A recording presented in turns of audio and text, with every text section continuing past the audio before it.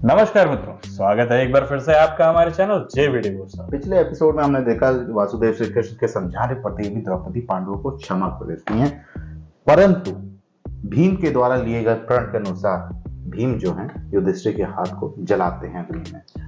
अच्छा, एक चीज यहाँ पे देखने वाली पिछले एपिसोड में ये थी कि वासुदेव ने एक बहुत अच्छी चीज बताई कि जब परमार्थ के लिए किसी कार्य को किया जाएगा तो उसमें धर्म भी रहेगा, लेकिन जब स्वार्थ के लिए कोई कार्य किया जाएगा तो वो धर्म संगत हो या ना हो उसे स्वार्थ का कार्य ही कहा जाए। उन्होंने ये कहा कि प्रतिशोध की भावना से इसको ना लिया जाए और दुर्योधन को आप क्षमा कर दीजिए, लेकिन न्याय के लिए, मतलब जब कभी ऐसा आएगा कि न्याय या अन्याय हो रहा है आपकी प्रजा के साथ या कुछ ऐसा जिसमें एक व्यक्ति के बारे में बात ना हो, स्वयं के बारे में बात ना हो, बल्कि समाज के बारे में बात। उन्होंने ये कहा कि सम्राज्ञी के साथ अगर ऐसा व्यवहार हुआ है तो प्रजा के साथ क्या ही होगा, तो इसके लिए आपको स्टैंड लेना पड़ेगा। चलिए फिलहाल चलते हैं एपिसोड 159 पार्ट 1 के लिए।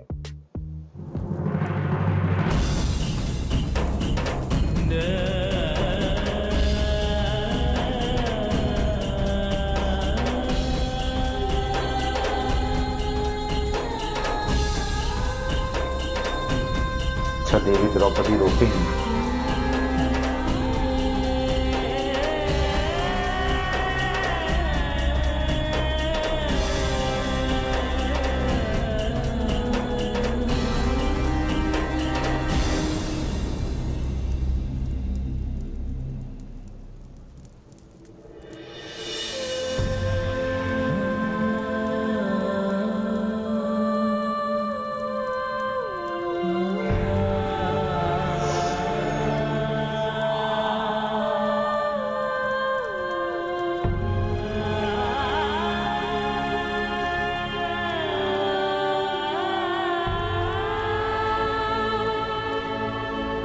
अपनी शक्तियां स्वयं को दंड देते हुए मत गवाइए ज्येष्ठ।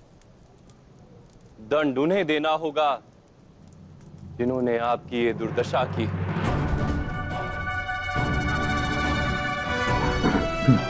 जिन्होंने मेरी सखी के सम्मान को ठेस पहुंचाने की चेष्टा की।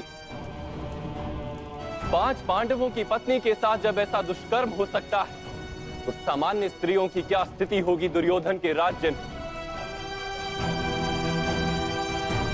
कल्पना कीजिए।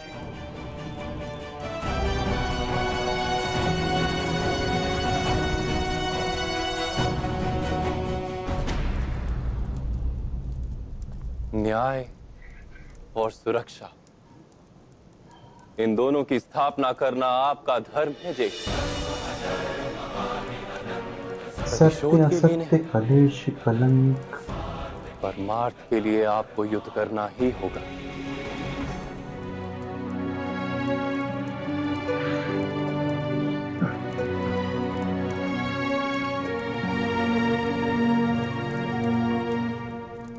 तुम्हारे चूड़ामणि के 5 पत्थर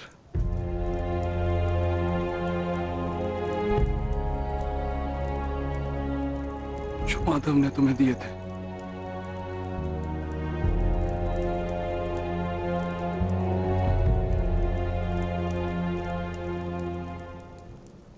परंतु इन्हें चूड़ामणि में धारण मत करना। तुम्हारा प्रण उचित था। जब तक युद्ध पूर्ण न हो जाए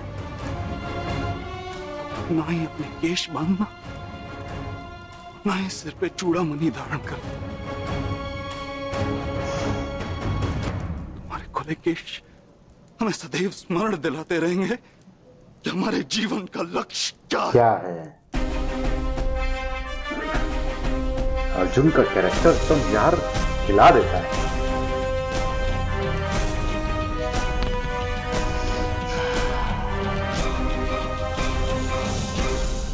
अगर ये आपका वचन है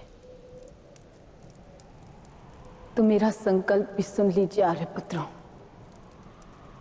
जब तक दुशासन की छाती के रक्त से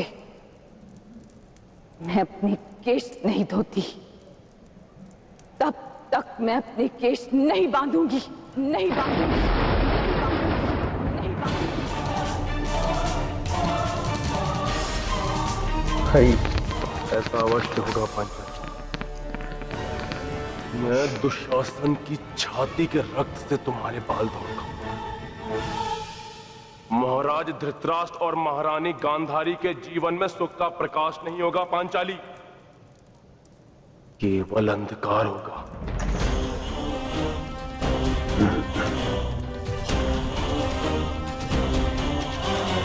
गजब के प्रण संभाले यार।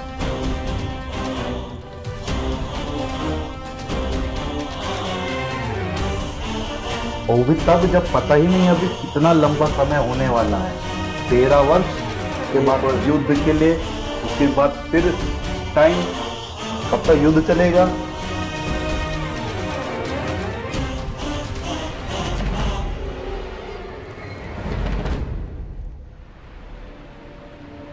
हस्तिनापुर।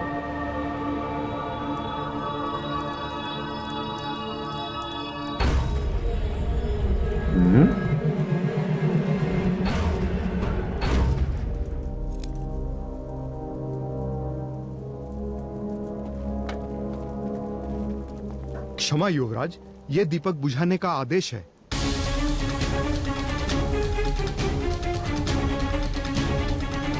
दीपक बुझाने का आदेश? जी युवराज, गांधारी ने दिया महारानी का आदेश है कि आज समस्त हस्तिनापुर में अंधकार रहेगा। राजभवन में भी दीपक तथा मशालें नहीं जलेंगी। क्षमा कीजिए, किंतु मुझे आदेश का वहन करना होगा।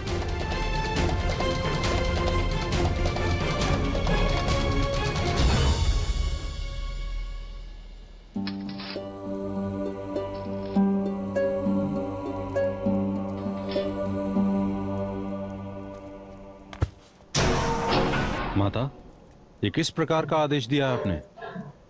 सारे भवन के दिए और मशालें क्यों बुझाए जा रहे हैं?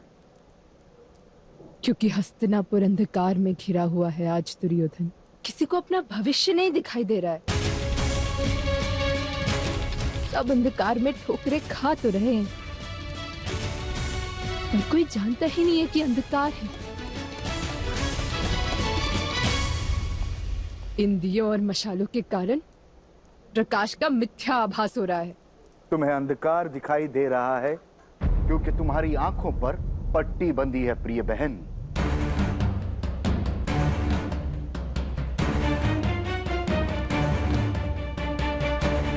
ये अपनी मशाल लेकर के वास्तव में आज मैं तो उजाले में रहूंगा। भाग्य का प्रकाश है।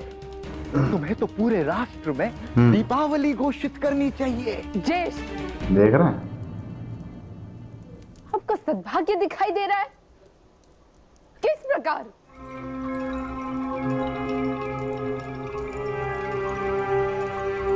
पांडुपुत्र अवश्य आएंगे प्रतिशोध लेने।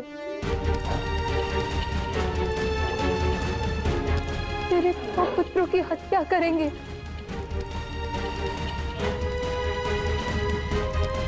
किंतु मेरे मन की स्थिति आप किस प्रकार जान पाएंगे? आपके हृदय ने तो सदा ही महत्वाकांक्षा को जाना है।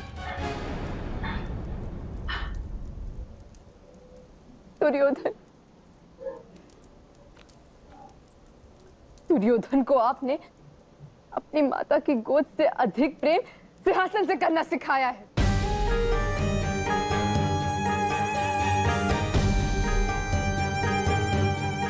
मैं जानती कि आपने मेरे पुत्रों को बहुत स्नेह दिया है, किंतु आप ही के स्नेह का परिणाम है कि दुर्योधन आज सिंहासन के लिए अधर्म पर अधर्म कर रहा है।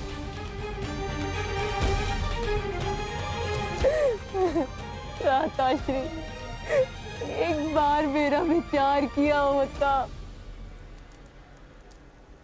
दूसरी स्त्रियां केवल 9 मास के लिए संतान को अपने गर्भ में रखती है।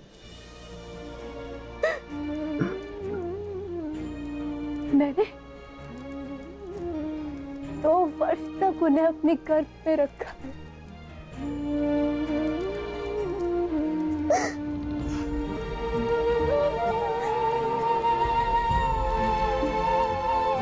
उनके मृत्यु के समाचार मैं किस प्रकार सुन पाऊंगी? क्यों मृत्यु होगी हमारी माता? आपको मेरी शक्ति पर विश्वास नहीं है माता? मौन रहो दुर्योधन। शक्ति देखो, छात्र से जीते हैं शक्ति। दासियों से मैंने सुना सभा के विषय में, किस प्रकार सभा के सारे वस्त्रों ने द्रौपदी को ढक दिया था। वो चमत्कार को देखने के बाद भी तुम्हें अपनी शक्ति पर विश्वास है?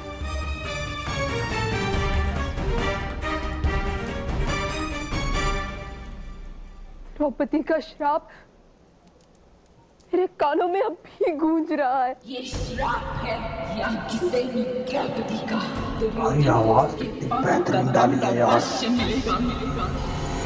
देख रहे हाथ आ रहे हैं, बहुत खतरनाक हो रहे हैं।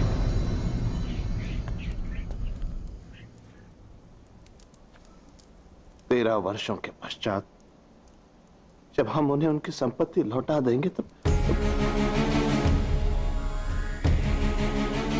युद्ध ना करने का वचन भी युधिष्ठिर से अवश्य लेंगे। ऐसा कोई प्रसंग ही नहीं आएगा महाराज।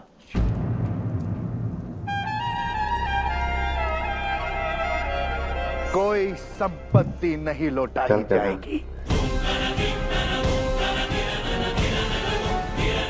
मेरे पास एक और प्लान। अज्ञातवास में हम पांडवों को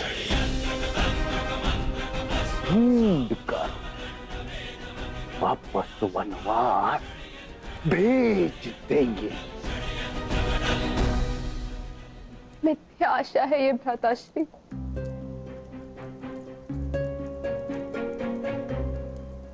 मेरा हृदय कांप रहा है प्रतिक्षण।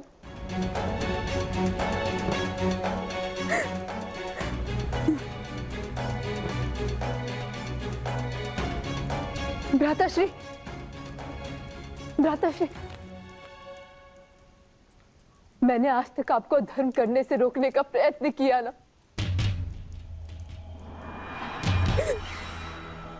आज मैं आपसे विनती करती हूँ, कोई भी अधर्म कीजिए।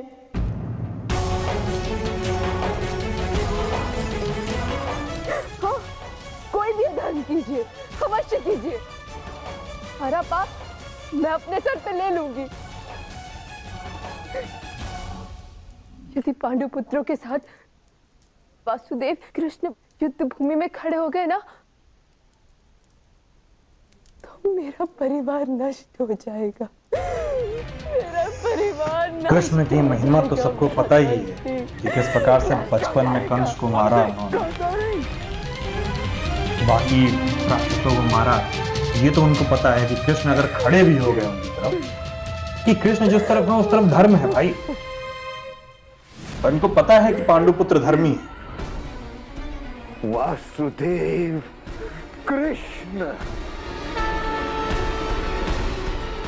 जिस प्रकार मूवीज में दिखाया नहीं जाता, एक विलन याद करता है सुपर हीरो को, वैसे ही कुछ देखने को मिला लास्ट में। इसलिए मुझे थोड़ा सा हंसी आई कि जब उन्होंने कहा वासुदेव श्री कृष्ण और श्री कृष्ण की झलक दिखा दी कि हाँ ये इनके एंटी हैं। बात करते हैं यहाँ पे प्रण वचन और डर की। देखिए, गलत कार्य करते वक्त डर नहीं लगता, ये यथार्थ है। जो उसका परिणाम मिलता है, परिणाम मिलने का जब समय नजदीक आ रहा होता है, भय तब लगता है। जैसे कि मैं स्टूडेंट्स के लिए कह दूं जो जिनका एग्जाम भी आने वाला होगा, तो जब एग्जाम में हमें पता रहता है कि कोई आंसर गलत हो रहा है, तो वी जस्ट कंटिन्यू, ठीक है यार जो पता है वो तो लिख दूं, कम से कम लिख दिया। अब जब टाइम आता है रिजल्ट का, तो याद आते हैं वो सारे क्वेश्चंस, वो सारे आंसर्स। ये गलत ना किया होता, अरे यार ये देखो, ये यहाँ पे 4 नंबर कट गया यार, यहाँ 5 नंबर यहाँ कर सकता था मैं। अच्छा हाँ, नहीं छोड़ दिया। ये चीज है। अच्छा, यहाँ दुर्योधन को अभी भी अपनी गलती का रियलाइज नहीं हुआ है। देखिए, मैं दुर्योधन के पक्ष में बात करने जा रहा हूं, जिसका जन्म ही अधर्मी हुआ, जिसकी जैसे कहते हैं नेचर, जिसकी प्रकृति ही ऐसी ना हो कि वो धर्म कर सके। जिस प्रकार से आप एक सिंह से यदि उम्मीद लगाएं कि वो घास खाए, या एक मछली से उम्मीद लगाएं कि वो वायु में सांस ले और चले जमीन पर, तो ये उसकी प्रकृति के विरुद्ध होगा। लेकिन उसी फिर भी अगर रहन सहन में आदमी अगर रहता सही, संगत सही पड़ती, तो हो सकता है बदलाव लाया जा सकता था। लेकिन शकुनी मामा और धृतराष्ट्र के स्वभाव ने उनको ऐसा बना दिया। तो बता रहा था कि दुष्टता दरअसल जन्म से नहीं आती है। तुम्हें याद होगा बहुत अच्छी तरीके से। मैं बिल्कुल अगेंस्ट में था जब बात हो रही थी धृतराष्ट्र की बाकी ब्राह्मणों से, उनके क्या राज परिवार के जो गुरुदेव थे उनसे जब बात हो रही थी, तो उन्होंने कहा था कि ये पुत्र बड़ा राक्षसी है, आप इसको मार दीजिए। मैंने कहा बदल गया था। हाँ, मैंने कहा था कि ऐसा कैसे आप सिद्ध कर सकते हैं कि कोई पैदा होते ही राक्षसी हो जाए, उसकी परवरिश आप करी। लेकिन होता क्या है ना कि नियति ने कुछ ऐसा चक्र बांध रखा है कि आपके पक्ष में सारे अधर्म करने के जितने भी रास्ते हैं वो वहां हैं। और शकुनी मामा यहाँ पे मुझे उनका नेचर नहीं समझ रहा, वो अपनी बहन को सुखी देखना चाहते। तो कैसा सुख है कि पल पल आप उनको रोने पे मजबूर कर दे रहे हैं केवल सिंहासन के लिए। आपकी बहन तो सुखी नहीं है। खैर, एक कहानी बताना चाहूंगा। 2 बच्चे थे, जुड़वा। तो दोनों बच्चों की स्थिति कुछ ऐसी थी कि एक बच्चा हर पल सुखी रहता था और एक बच्चा हर पल दुखी रहता था। तो एक एक्सपेरिमेंट किया गया कि कैसे पता किया जाए कि ये दोनों कैसे सुखी रहते हैं और कैसे दुखी रहते हैं। तो जो बच्चा सुखी रहता था उसके बर्थडे के दिन उसके कमरे में केवल और केवल मिट्टी, बर्तनों में करके मिट्टी रखी गई, और जो बच्चा दुखी रहता था उसके कमरों में केवल और केवल खिलौने रखे गए उसके जन्मदिन दिवस के अवसर पर। देखा क्या गया कि 2 घंटे बाद जब दरवाजा खोला गया दोनों के कमरों का, तो जिसके पास खिलौने थे वो दुखी इस बात से था कि कोई खिलौना चल नहीं पा रहा है, तो किसी खिलौने में लाइट नहीं जल रही है, तो किसी खिलौने की सीटी नहीं बज रही है। और जो बच्चा हमेशा सुखी रहता था, जब उसका दरवाजा खोला गया तो सबने क्या देखा कि वो मिट्टी जो उसके कमरे में रखी गई थी उससे वो दीवार पे चित्रकारी कर रहा है, खेल रहा है, अपने आप को पूरा मिट्टी से सान। ज्यादा सुविधाएं देना कभी कभी घातक सिद्ध हो जाता है। कहने का तात्पर्य ये है, सुविधाएं जिनको जिस प्रकार आनंद लेना होता है वो ले लेंगे। उनके लिए सुविधाएं हो या ना हो, तो जिनको जिस प्रकार से दुर्व्यवहार करना होगा वो कर लेंगे, जिनको सुव्यवहार करना होगा वो कर लेंगे। सुविधाओं की आवश्यकता नहीं है। बहुत लंबा भाषण हो गया, चल आज की चर्चा यहीं समाप्त करते हैं। डिस्कशन अगले एपिसोड में लेके चलते हैं। फिलहाल के लिए राधे राधे।